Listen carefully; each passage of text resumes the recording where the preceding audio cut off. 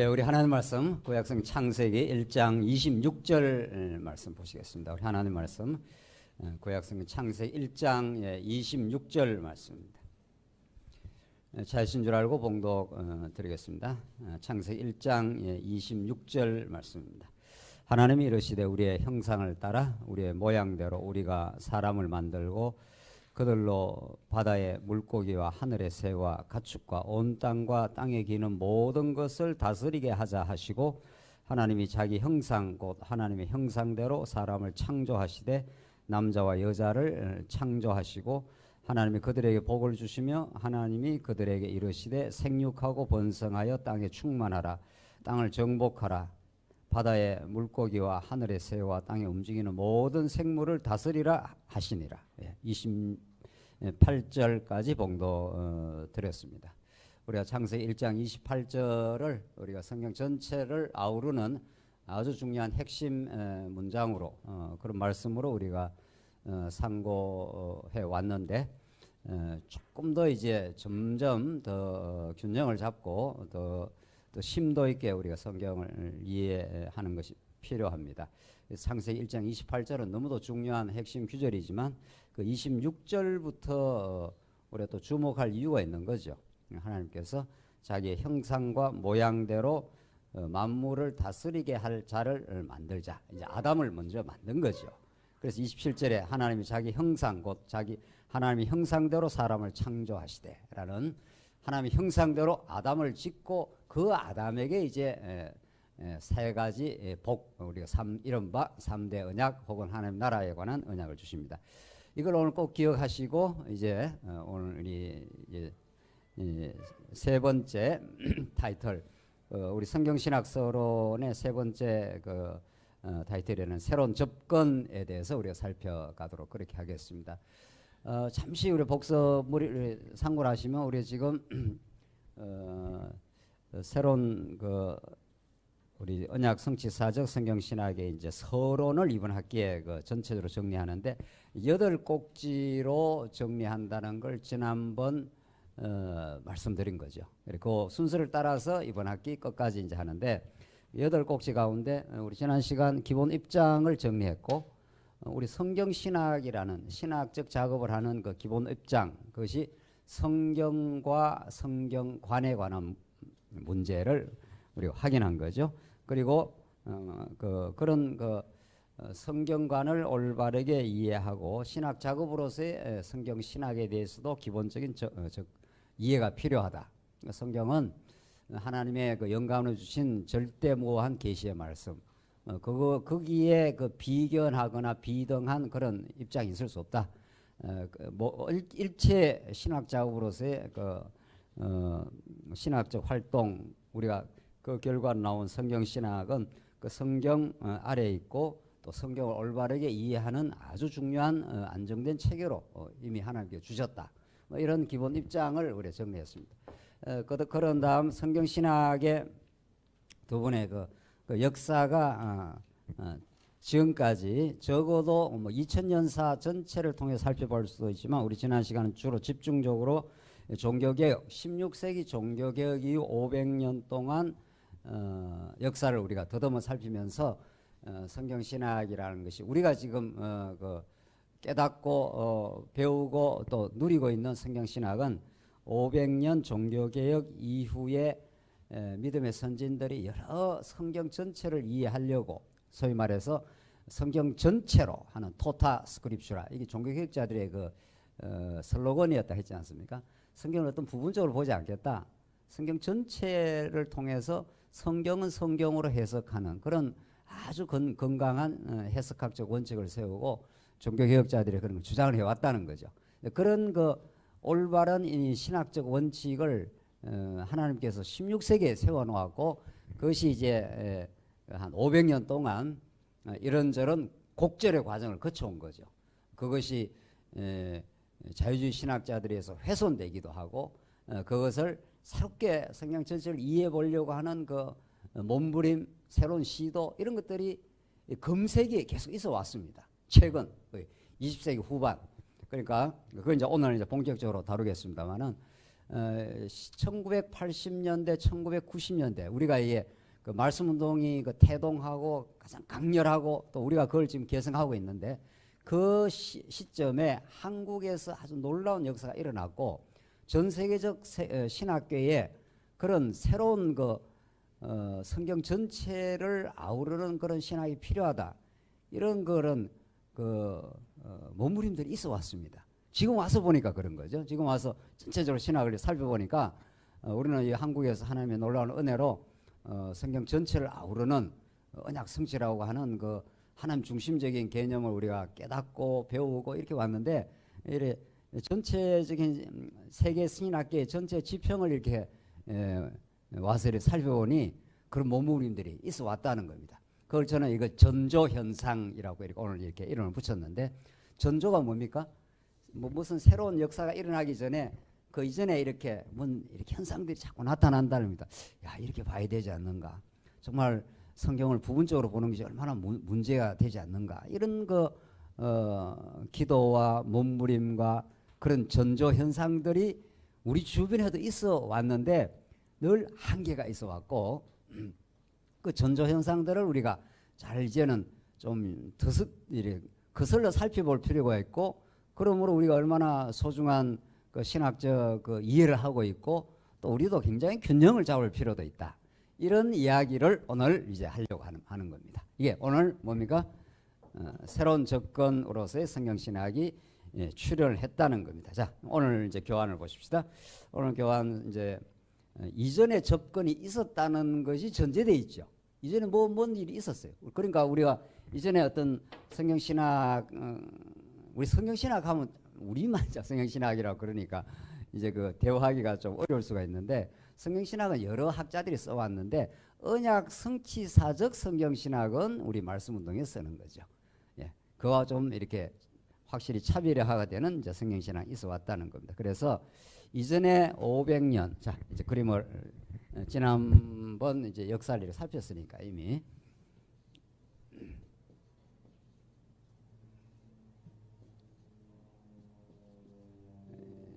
이렇게 한 500년 동안 16세기 종교개혁 이후에 어떤 많은 그 노력들, 접근들, 시도들이 있어 온 거죠. 성경을 이해하려고 했지 않겠어요? 우리 믿음의 선진들이 우리만 이렇게 하나님의 뜻 가운데 성경을 이해하려고 하나님께서 이렇게 영혼의 갈증을 주시고 좀 제대로 이해하려고 이런 그 몸부림을 준 건 아니겠죠. 그렇죠. 얼마나 이 500년 동안 구라파에서 미국에서 한국으로 이렇게 긴 우리 믿음의 선진들이 우리가 돌이켜 생각하면은 우리가 이렇게 예수를 믿는 것 자체가 이 놀라운 하나님의 주권적 은혜인데 하나님께서 그 미국의 카나다의 호주의 이런 선교사들의 마음을 그것도 굉장히 젊은 사람들입니다. 그 젊은 선교사들의 마음을 감동을 시켜서 이 19세기 말 20세기 초 이건 정말 그 암울했던 우리 한국의 그런 시기에 하나님께서 그런 사람들을 이렇게 선교사들을 보내준 겁니다.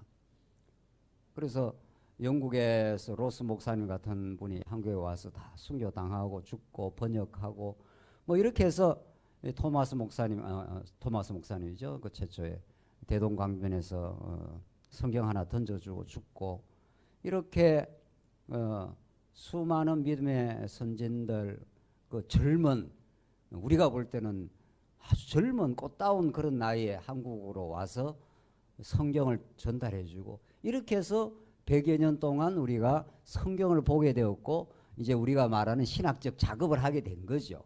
그렇게 본다면 우리가 자랑할 게 하나도 없고 그런 그 하나님의 도도한 역사의 섭리 가운데 이렇게 우리가 이렇게 이어가고 있고 하나님의 뜻 가운데 발전을 지금 하고 있다 하면 그것이 더 감사한 일이죠. 그래서 이전 작업이 있어 왔다는 겁니다.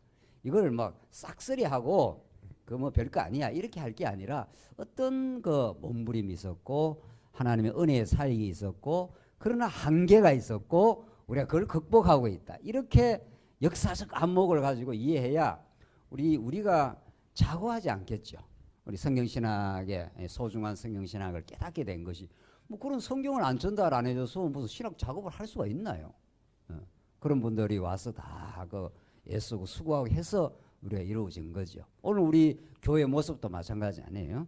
자, 그래서 이제 우리 오늘 언약 성취사서 성경신학의 출현 배경과 전개 과정을 우리가 살펴가도록 그렇게 하겠습니다. 우선 먼저 3-1인데 현존 신학의 치명적 한계와 새로운 전조 현상이 있습니다. 그러니까 신유세기 종교개혁의 그 불꽃 튀는 그런 그 하나님께서의 복음적 신앙, 아주 강렬한 성경을 사랑하는 그런 마음, 이런 것들이 있어 왔는데 그 후 16세기 자 보십시오. 이 16세기가 아주 중요한 시기라 그랬죠. 종교 개혁이라는 이 16세기가 아주 강렬했습니다. 이건 막 역사적으로 우리가 검토를 해보면은 이때 그 비텐베르그 성당에다가 루트가 95개 조항을 붙이면서 우리는 교황의 그 어떤 그 성례에 의해서 우리가 믿음을 가지고 구원 얻는 게 아니다. 하나님께서 예수 그리스도를 믿음으로 구원 얻는다. 이런 것들을 막 붙이고 무슨 계획을 하려고 했는 거 아닌데 얼마나 많은 그 구라파의 영혼들이 성경을 성경대로 볼 수 없었던 시기에 뭐 영혼이 다 죽어 있었던 거죠. 너무 갈증이 많은 거죠. 몇 가지의 그 항목을 비텐베르그 성당에다 붙여놓는 것이 번역이 되면서 막 돌아다녔습니다. 그게. 그러면서 성경이 아주 지엽적인 내용이었지만은 이제 영혼의 갈증을 해소를 하게 된 거죠. 아, 이렇게 예수 믿는 거구나. 이러면서 영혼이 막 살아나기 시작하면서 아주 구름대 같이 이 개혁 운동이 일어났습니다. 스위스, 프랑스, 마지막 스코틀랜드 이런 쪽으로 막 번져나가면서 화란 그 위에 이러면서 구라파 일대가 이제 개혁 운동에 휩싸이게 된 거죠. 그 놀라운 역사가 일어나게 된 거죠. 그걸 우리 이른바 16세기 종교 개혁이라고 하는데 이때가 가장 강렬했는데 17세기 이제 한 100년 지났습니다. 자, 우리 봅시다. 우리 말씀 운동이 지금 한 40년째 돼 가는데 100년 지나서 그것이 딱딱해지고 문제가 발생하기 시작합니다. 그러니까 한 100년, 한 1세기 동안 아주 강렬하게 복음이 전 구라파에 퍼져나가요. 지금 우리 말씀 운동이 한 40년 역사인데 지금 중국, 일본, 이제 필리핀 이런 그 거점들이 생겨나고 있지 않습니까? 중국에서 이제 목회자들이 와서 공부를 하고 이게 이제 그런 현상입니다. 지금 이제 신학이 올바르게 정립이 되면은 그래서 그 신학에 의해서 이론적 정립 정도가 아니고 이론뿐만 아니라 그 신학에 대해서 신학이 성경을 제대로 보려고 하는 신학 작업을 우리는 그 성경 연구를 신학적 작업이라고 본다면 그것이 올바르게 정립되면은 새로운 그 신앙의 그 무브먼트가 일어납니다. 내 안에서 말씀 운동이 일어난다는 거죠. 그러면 이 견딜 수가 없어요. 감사하고 내 삶의 새로운 해석이 일어나면서 그게 운동력을 가지고 있기 때문에 우리만 성경을 잘 깨닫고 있는다 이렇게 될 수가 없는 거죠. 그러면 반드시 파급 효과가 일어나고 우리 이웃으로 주변으로 해외로 막 일어나기 시작하는 거죠. 그래 100년 동안 그렇게 일어난 겁니다. 이게 우리 20세기 말에 우리 말씀 운동이 일어나서 지금 이제 40년 왔는데 앞으로 향후 이게 하나님 하실 일인데 한 100년 동안 엄청난 그 파급 효과가 일어났는데 17세기에 이제 그 종교 개혁의 후예들이 생겨났을 거 아니에요. 100년의 역사가 지나가면서 칼빈에서 배운 그 존 낙스 같은 사람이 스코틀랜드에서 장로교회를 막 태동시키고 그래서 강력한 운동이 일어나는 겁니다. 존 낙스가 얼마나 그 담대했는가 하면은 그 영국 국교회 그 지금 이제 그 영국 국교회가 가톨릭을 그대로 이어받는 거죠. 그런 사람들이 엄청난 박해를 가해서도 존 낙스 한 사람을 못 당해냈다는 겁니다. 예. 그렇게 담대하게 이제 그 복음을 전가하는 역사가 있었는데 17세기가 이제 문제가 되는 거죠. 자, 한 17세기에 오면서 이게 애초에 그 종교개혁에 강렬했던 정신들이 좀 약화가 되고 너무 이론주의화됩니다. 17세기가 이게. 그래서 17세기 그 이어져 가면서 이제 청교도 운동도 일어나고 강렬한 사람들도 있었지만 전체적인 평가를 하자면 그렇게 됐다는 거죠.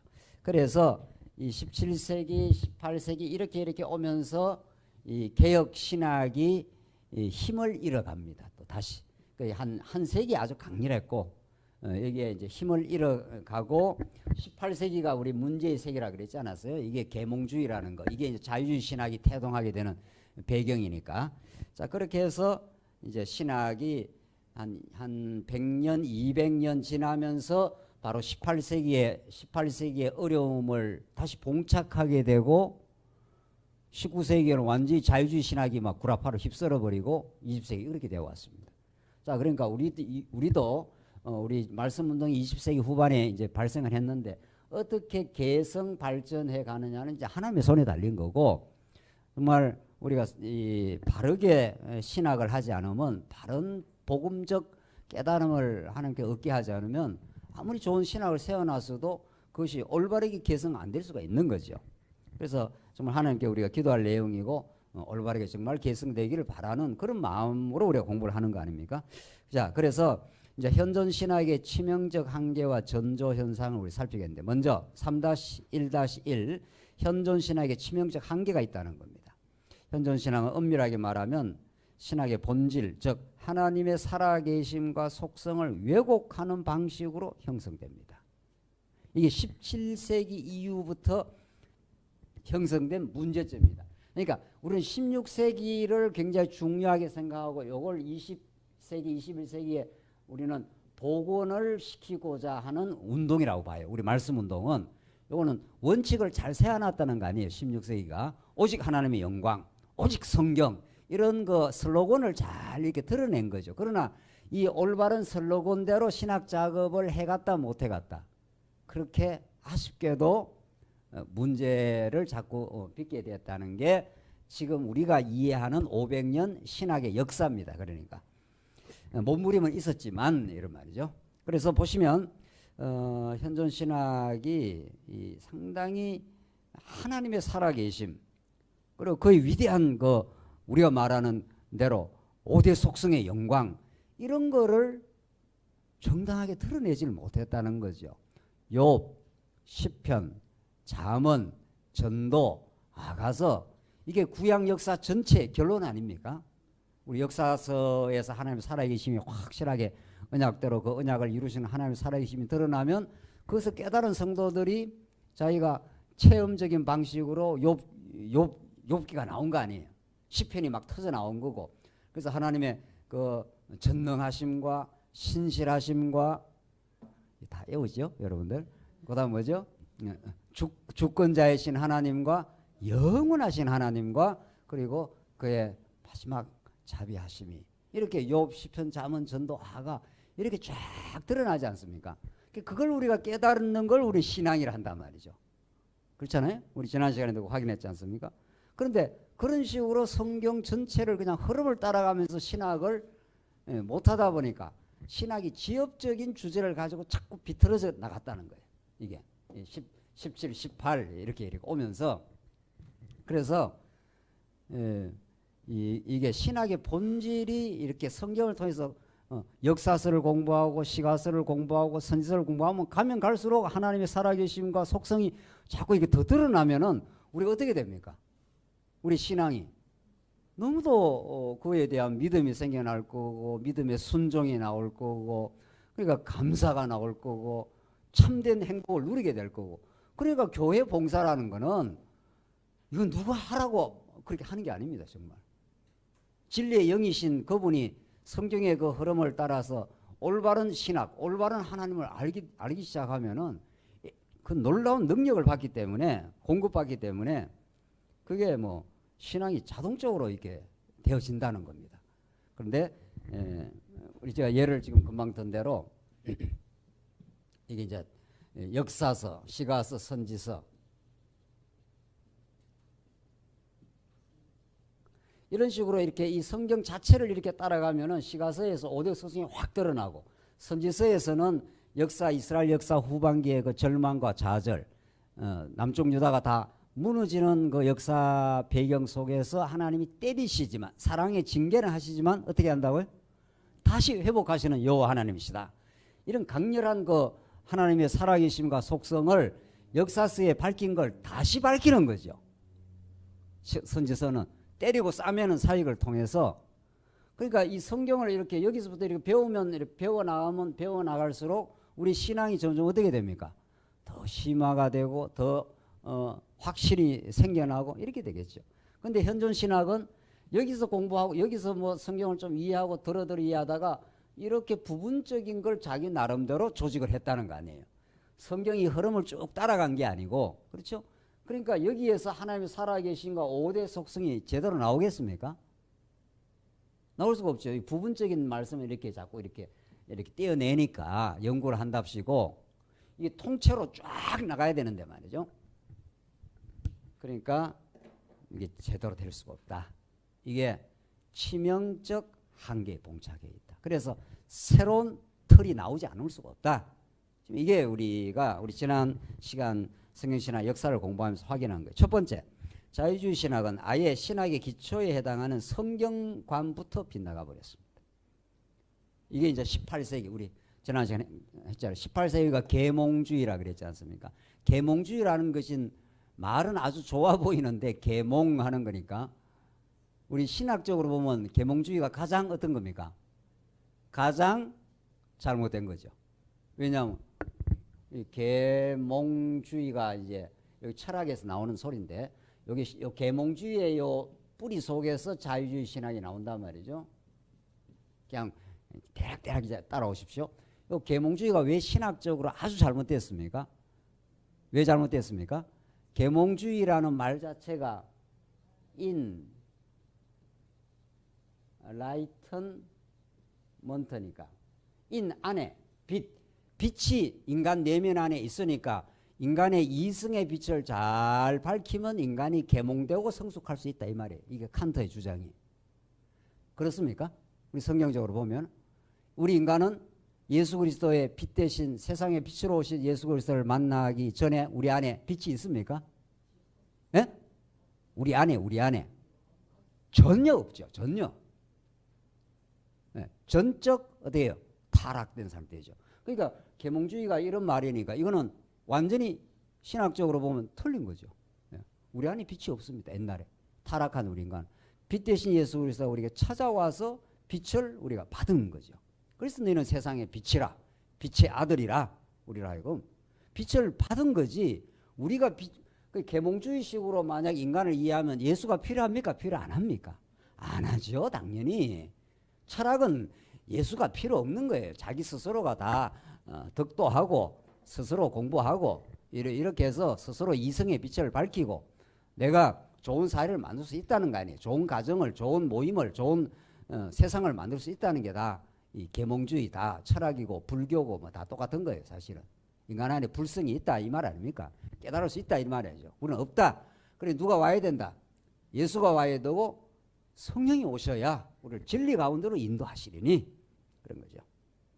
그래서 이 자유주의 신학은 이 계몽주의의 토대에서 나왔기 때문에 이거는 조금 인정할 수 있다 없다. 이거는 아예 싹 그어버려야 된다. 이거는 아예 전제가 틀려버렸다. 뭔 이야기를 할 때 전제가 틀리면 뒤에 아무리 뭐 좋은 이야기를 하는 것 같아도 다 어떻게 해요? 싹 틀린 거죠. 다. 그러니까 썰어버려야 된다.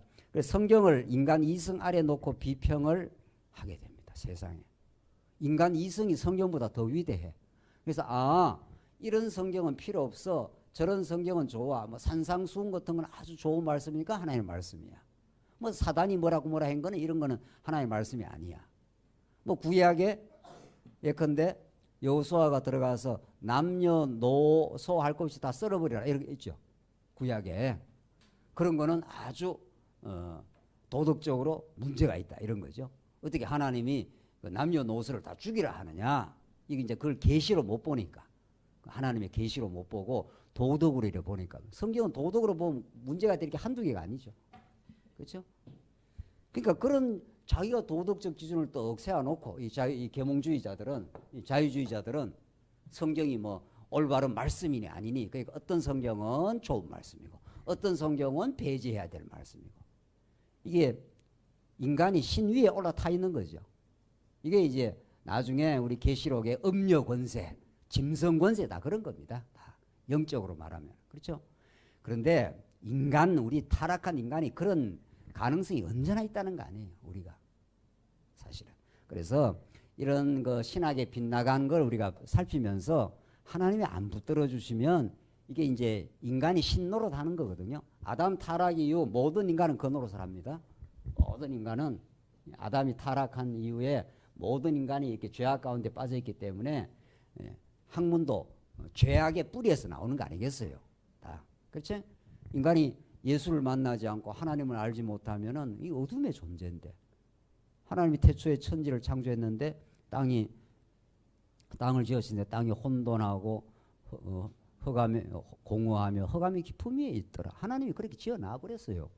그래서 빛 대신 예수 그리스도를 만나지 않으면 인간은 아무리 발버둥 쳐도 혼돈하고 공허합니다.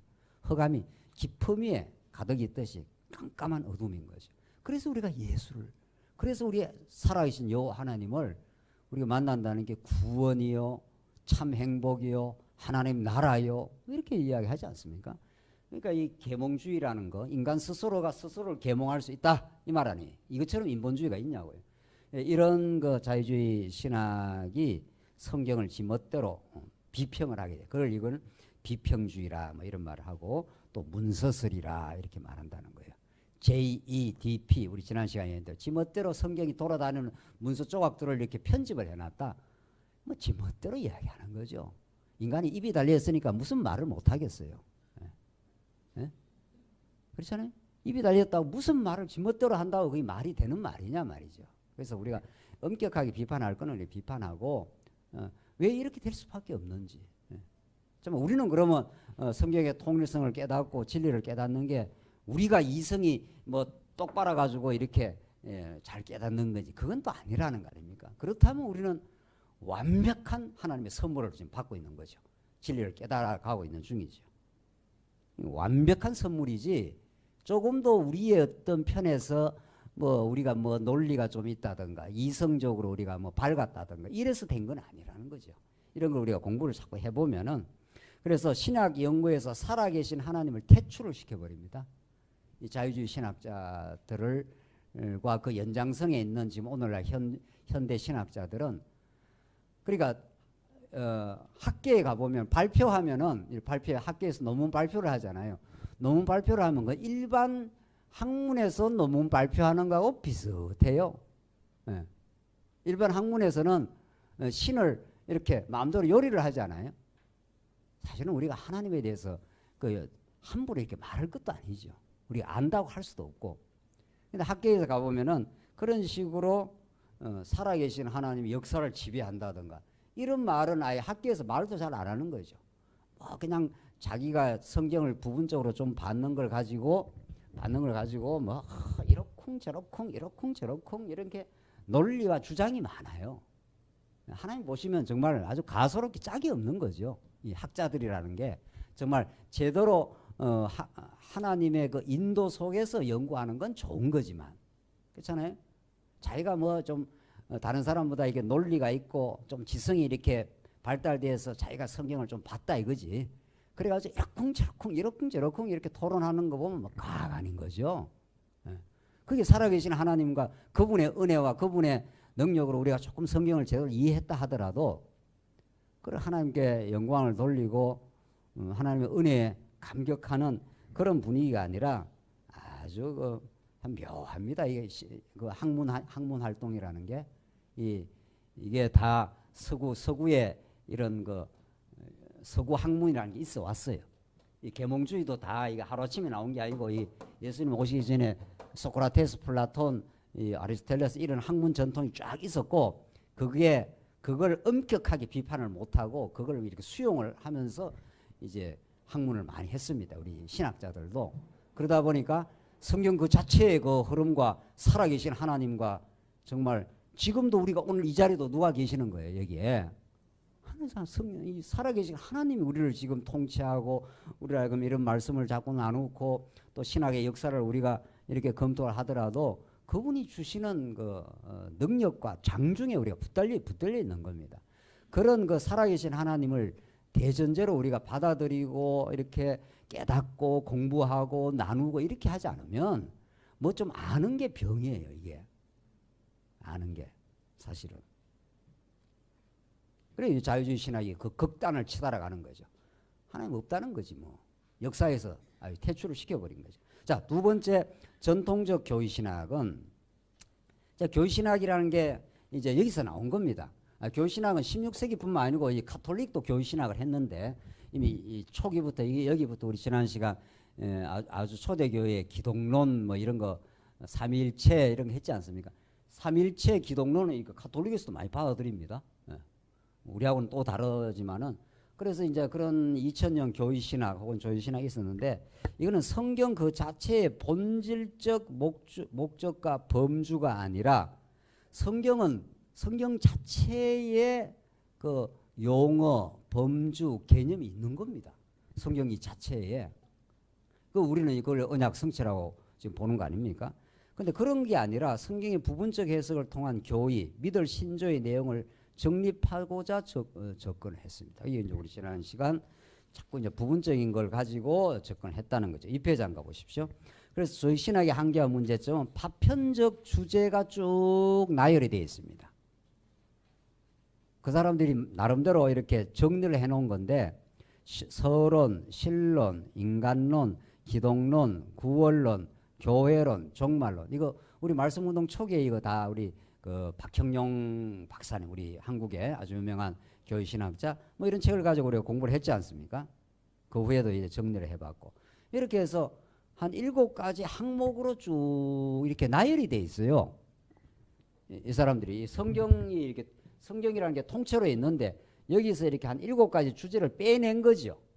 자기 나름대로. 이걸 비유해서 말하자면은 아버지가 집에 이렇게 서재가 있으면은 쫙 서재를 갖다가 이렇게 정리를 해놔서 이게 이제 서재라 하십시다. 도서관, 도서관 집에 서재 도서관이요. 집에 서재가 있으면 쫙 책을 이렇게 나름대로 어떤 거는 뭐 자기가 보고 싶은 뭐 학문적인 책, 어떤 거는 에세이집, 어떤 거는 시집 이렇게 아버지가 쫙 이렇게 서재를 이렇게 정리를 해놨어요. 아버지는 그 질서가 있으니까 그 책의 내용을 다 아니까 쫙 정리했는데 이게 5살 된 아들놈이 나와갖고 이게 마음에 안 드는가 봐.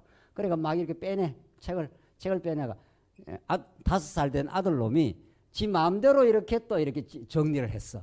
그런데 여기에는 뭐 에세이집, 학문집 막 이걸 수시에 망태라 그래요.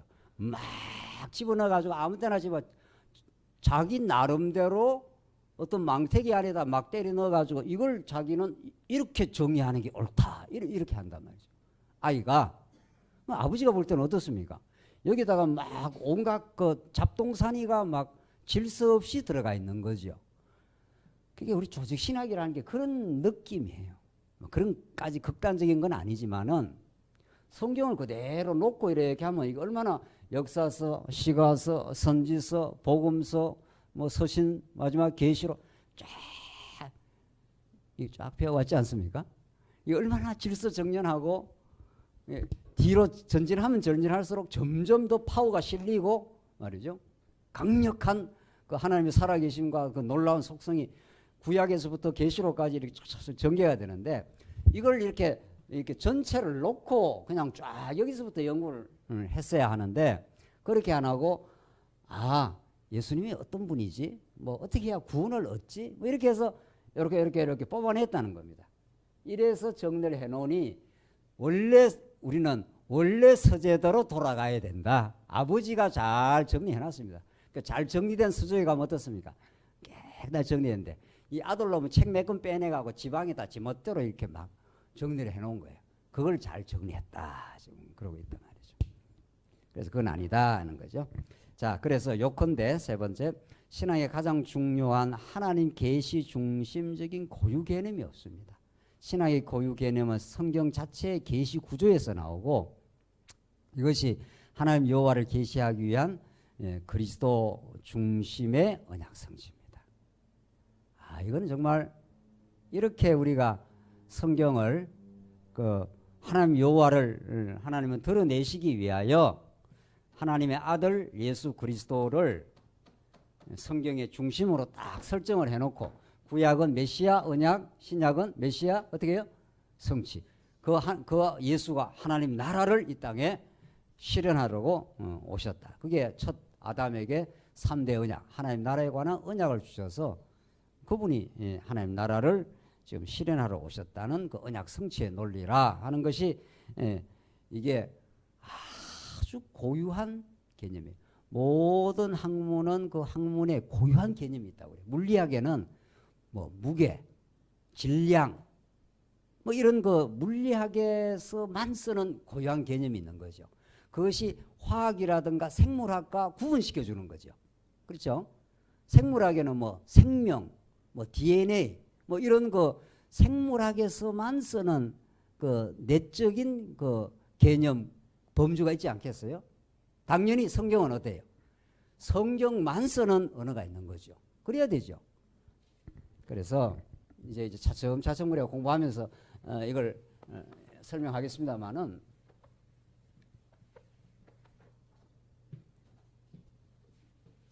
성경은 예수 그리스도 사건을 통해서 이제 하나님이 여호와 되심을 드러내는데, 성경은 우리 종교 개혁자들이 말한 대로 구약과 신약으로 되어 있는데, 성경 어떤 부분을 해석할 때 다른 무엇을 이렇게 빌려올 필요가 없습니다.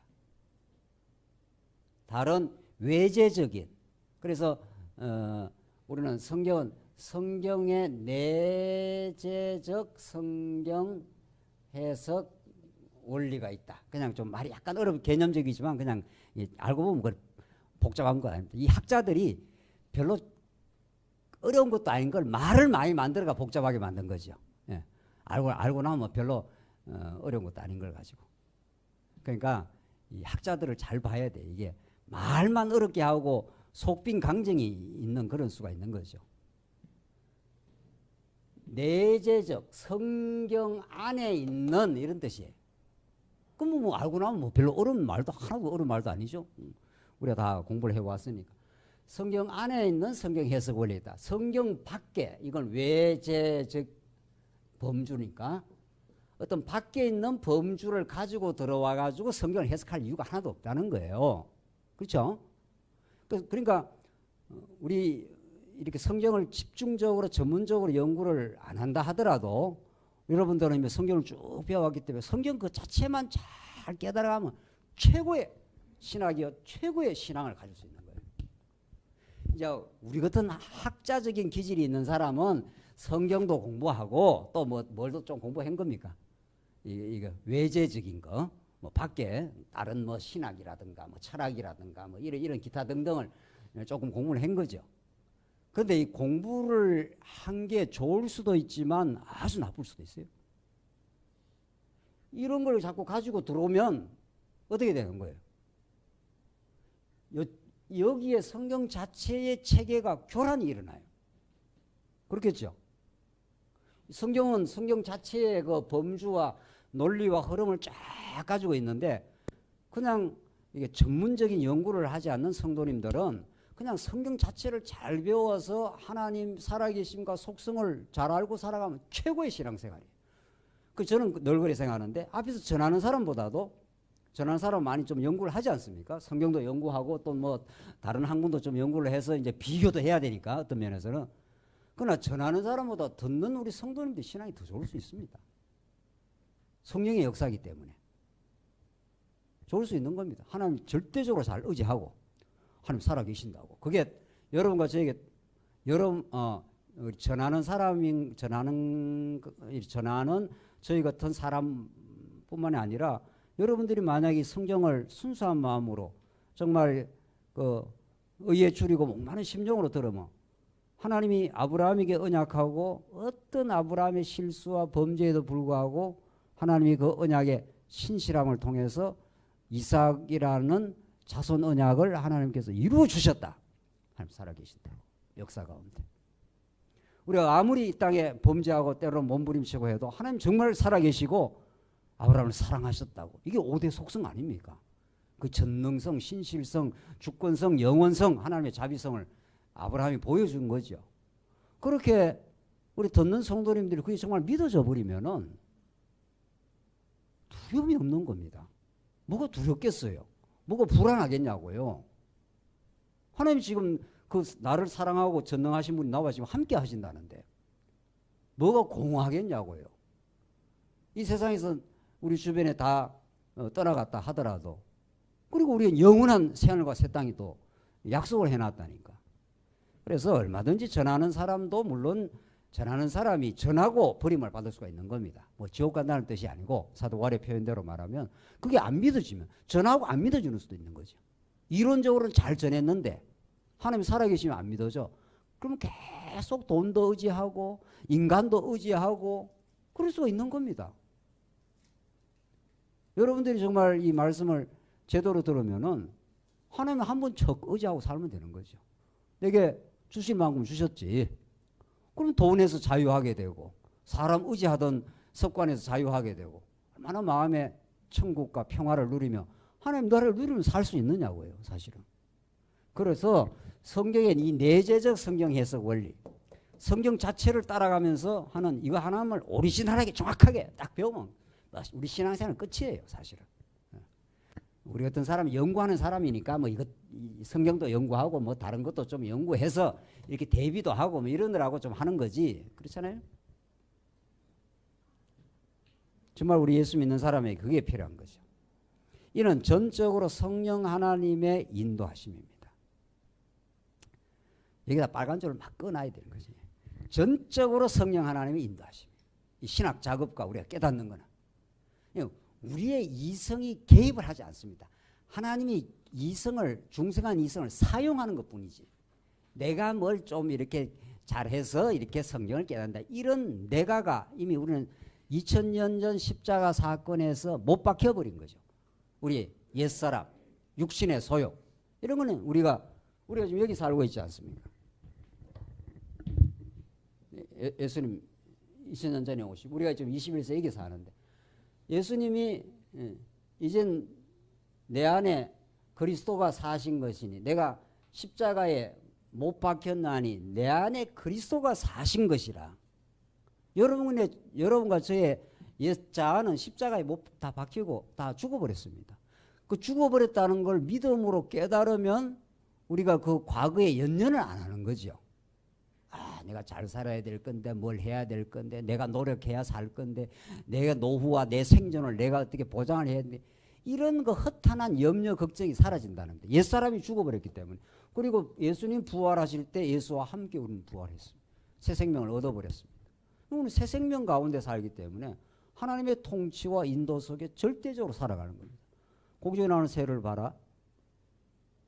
들에 있는 저기 백합화를 봐라. 그럼 먹이지도 입히지도 곳간에 들이지도 않고 하나님이 먹이고 입히고 솔로몬의 영광보다 더 아름답다. 요즘에 나가니까 꽃이 너무 아름답더만은요. 우리 교회 앞에도. 그래서 제가 연구하다가 나가서 이렇게 잠깐 꽃을 이렇게 들여다봐요. 야, 이걸 누가 만들 수 있냐고. 그 색깔과 그 아름다운 그 모습들을 세상이 이 아름답고 기가 막힌 온 천지에 하나님의 영광이 지금 가득 차 있습니다. 우리가 욕망에 늘 눈을 가지고 세상을 보니까 없는 것만 보이지. 욕망의 눈을 가지고 보면 날 얻는 것만 보여. 그 우리에게 주어진 하나님의 은혜와 영광과 그리스도의 생명과 그건 내 눈에 잘 안 보이고 그걸 누리고 사는 거에 우리가 하나님 나라 생활이라는 건데 우리에게 주어진 건 엄청난 것이 지금 주어져 있고 우리 주변에 나가기만 해도 그 찬란한 그 철쭉 말이야. 색깔도 하얗고 보라색 막 이렇게. 앞에 한번 보십시오. 오늘 쉬는 시간 한번 나가 한번 보시라. 너무 아름답습니다. 하나님 너무 아름다운 세계가 우리 주변에. 저 프랑스 뭐 저기 그 루블 박물관 이런 데 안 가도 우리 주변이 천지가 루블 박물관이에요. 그보다 더 아름다운 세계가 열려 있어요. 우리 주변에. 그 꽃은 말할 것도 없고 여러분들 옆에 사람 지금 지체들 한번 보십시오. 지체들이 얼마나 기가 막힌 하나님의 형상으로 지은 하나님의 사람들입니까? 그 찬란하고 아름다운 하나님의 백성들을 우리 주변에 이렇게 주셔가지고 서로 사랑하며 섬기며 세상에 이런 하나님 나라 보기가 되겠습니까? 이런 놀라운 하나님의 은혜와 복은 우리에게 너무 많이 주어져 있는데 탐욕에 우리 눈이 시달리면 300만 원 버리는데 한 500만 원 더 버려야 되겠다 이거야. 200만 원 더 버려야 되겠다 이거야. 거기에 온통 에너지와 모든 인생이 거기에 막 붙어 있는 거 아니에요. 모든 가치가. 그러니 어떻게 하나님 나라를 누릴 수 있냐고요. 그 욕망의 눈을 가지고는. 그걸 십자가로 못 박았다는 거예요. 이미. 내가 세상에 못 박히고 세상이 나를 십자가에 못 박아버렸어요. 죽어버렸는데 안 죽었다고 생각하니까 아직 믿음이 정착이 안 되니까 그래서 부활해버렸어요. 예수님이. 부활해서 부활의 사람들이에요. 우리는 부활의 새 생명을 얻은 사람들이라고. 부활의 눈을 보고 새 생명의 눈을 보고 온 천지가 은혜예요. 이 특별히 교회는 말할 것도 없고 그렇잖아요. 이걸 성령 하나님의 인도하심이라 한다고요. 여기에 신학의 고유성의 중요성. 신학이라는 건 일반 학문하고 달라도 한참 다르다 이 말입니다. 신학이라는 것은 계시기 때문에 하나님의 계시, 굳이 학문을 쓰자면 계시 학문 아닙니까? 이게 성경이라는 게 계시니까. 일반 학문은 이게 하나님을 빼놓고 자꾸 학문을 해요. 철학이니 심리학이니 이런 거 말이죠. 철학, 심리학, 사회학 이런 거 등등. 이런 것들이 하나님을 알고 좀 하면은 그것도 괜찮아. 그러나 이게 이 유혹이 보통 센 게 아니에요. 예. 이게 막 파고 들어온다고 성경에 막 파고 들어와.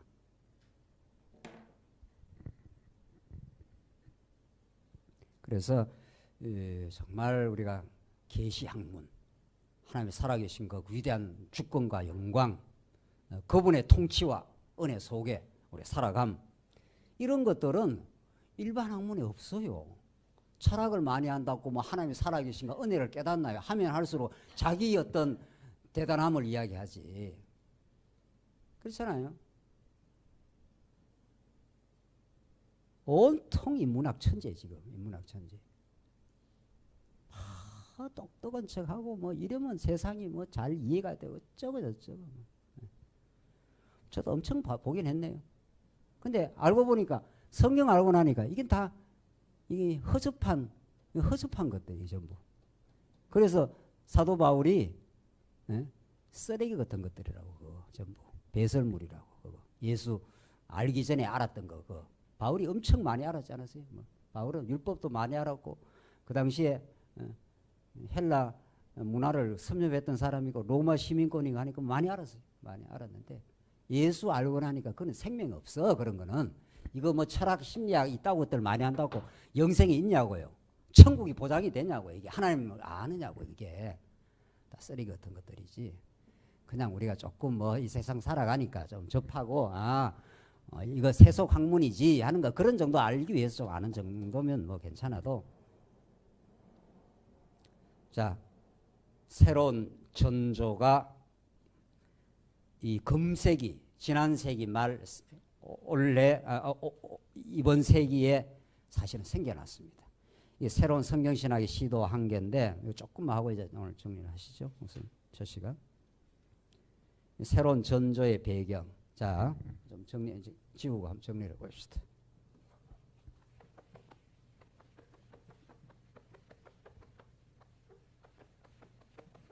자, 지금까지는 우리가 이제 500년 그 신학의 역사 전체의 흐름 뭐 그런 것들을 우리가 살피면서 뭔가 새로운 하나님의 그 접근을 허락했는데 자 보십시다. 16세기 종교개혁을 이제 기점으로 이제 보겠습니다. 우리가 지금 20세기 말 21세기를 지금 살고 있습니다. 16세기가 아주 중요한 그 이정표를 형성한 시기인 게 사실입니다.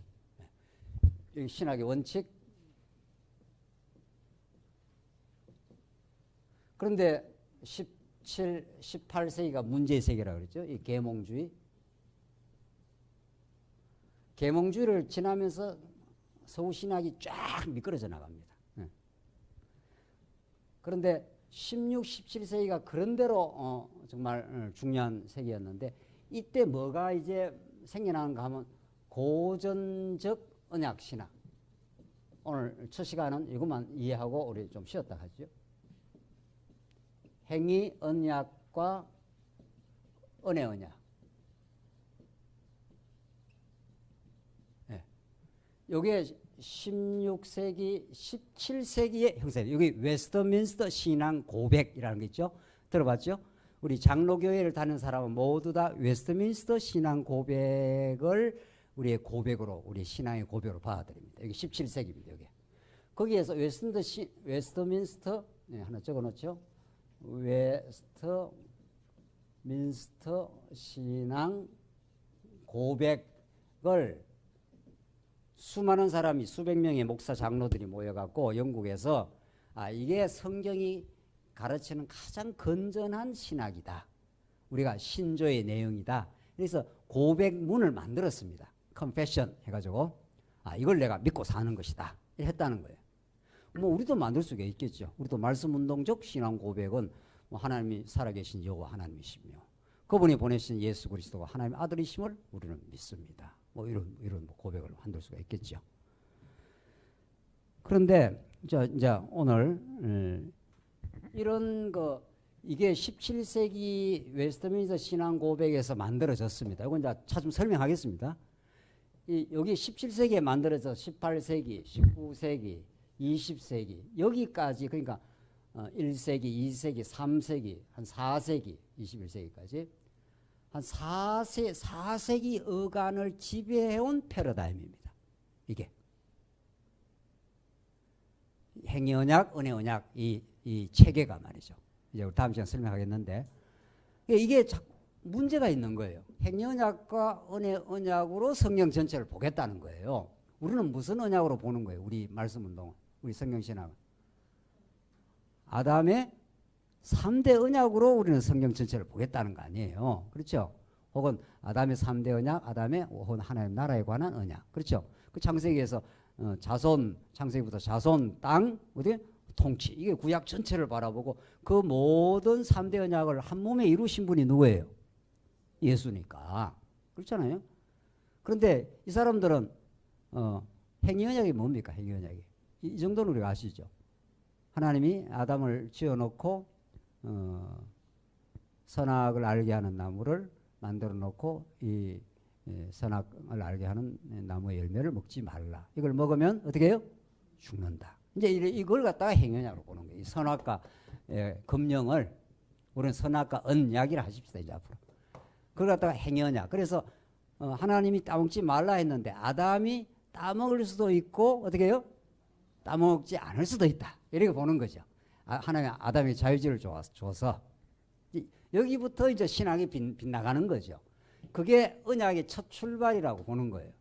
그런데 이 아담이 하나님의 명령을 어기고 하나님은 생각도 안 했는데 결국 따먹어버렸네. 그래서 하나님이 깜짝 놀란 거죠. 하나님이 놀라셨다고 하면 놀랐다고 좀 이렇게 이해를 하셔야지 같이. 하나님은 왜 놀랐는가 하면은 생각을 안 했는데 이놈이 잘 살이라고 생각했는데 뱀이 쑥 언제 나타나고 하나님의 작은 조시는 터에 나타났는지 나타나고 덜렁 유혹을 받아 따먹을. 그래서 하나님 깜짝 놀란 거죠.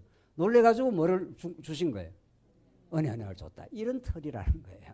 우리 이야기 많이 해왔지 않습니까? 예. 그런 털로 성경을 다 보겠다는 거예요. 이게 17세기 웨스트민스터 신앙 고백에서 만들어져 갖고 이 틀이 만들어져 갖고 약 400년을 끌고 온 거예요. 여기에 이제 아닌 것 같아. 이래 가지고 새로운 전조 현상이 막 생겨났습니다. 많은 학자들이 지금 최근에까지 막 이렇게 보면은 문제가 있을 것 같다. 그러면 어떻게 봐야 되느냐? 이런 전조 현상들이 생겨났습니다. 자, 이게 이제 400년 동안 이걸 두 언약 체계라 합니다. 조금 이제 용어를 쓰겠습니다. 두 언약 체계. 두 언약이라는 게 행언약과 은혜언약. 자, 복잡한 거 아니에요. 이제 제가 자세히 설명할 거니까. 근데 이게 문제가 있어 보이죠. 그 문제가 있다는 걸 학자들은 연구하는 사람은 이전에 연구를 이렇게 해보면 여기 자꾸 뭐가 걸려. 그렇죠. 논리적 일관성에도 걸리고 이게 하나님을 설명하는데도 문제가 되고 자유의지라는 게 그러면 하나님은 따먹을지 못 먹을지도 몰랐나 도대체 이런 게 자꾸 질문이 되죠. 걸리죠. 질문이라는 게 걸려야 질문이 나오는 거 아니에요. 천국 가면 질문이 있나요 없나요? 없습니다. 천국 가면 완벽한 해답의 세계 하나님 여호와시다. 그분이 우리를 사랑하신다. 이렇게 돼요. 거기는 질문이 없어요. 이 땅에서만 질문이 있는 겁니다. 질문이 있고 답이 있고 막 그러는 거죠. 그래서 천국 가면 완벽한 답과 그 은혜의 세상 속에 우리가 살겠죠. 그래서 이 땅에서는 자꾸 이제 학문이라는 건 질문과 더불어 시작하는 거니까 자꾸 질문이 생겼어요. 그래서 이걸 극복해 보려는 시도가 여러 각도에서 20세기 초반, 20세기 중반, 우리가 지금 살고 있는 이 시대예요. 20세기 후반에 여러 아주 쟁쟁한 학자들이 이걸 극복해 보려는 아주 집요한 시도들이 있어 왔다. 이걸 우리가 총체적으로 뭐라고 하자? 전조 현상이라. 미리 조짐이 보여져 왔다. 우리 말씀 운동도 이 여기에 같이라기보다도 이 시대 속에 있으면서 새로운 이제 접근이 이루어진 거죠.